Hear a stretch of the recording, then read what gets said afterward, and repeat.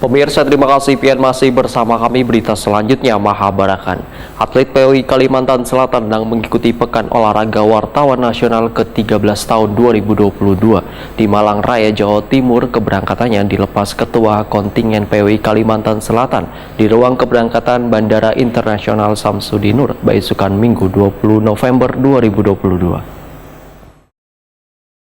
Atlet PWI Kalimantan Selatan yang mengikuti Pekan Olahraga Wartawan Nasional ke-13 tahun 2022 di Malang Raya, Jawa Timur. Keberangkatannya dilepas Ketua Kontingen PWI Kalimantan Selatan, Sandi Fitrian Nur, di ruang keberangkatan Bandara Internasional Samsudinur, Baisukan, Minggu 20 November 2022. Putra sulung Gubernur Kalimantan Selatan, Sahabiri Nur, ini pun dengan ramah menyapa sebaratan atlet tuan memberikan motivasi. Menurut Sandi Fitrian Nur, keberangkatan Bubuhan Insan Media Kalimantan Selatan ke Malang kada hanya semata mengikuti Porwanas, tapi menjadi ajang promosi wisata di Banua. Karena vertikal kah?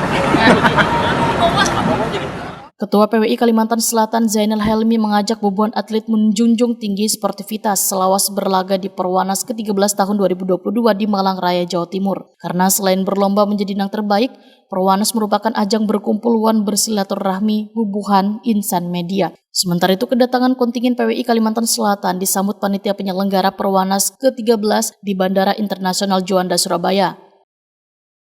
Ini tidak ada pertanyaan lagi. Nah, nanti kita kalungkan ke ketua rombongan Pak Sekjen. Ini di Banjarmasin. Porwanas ke-13 tahun 2022 di Malang Raya, Jawa Timur digelar mulai 21 sampai 26 November 2022.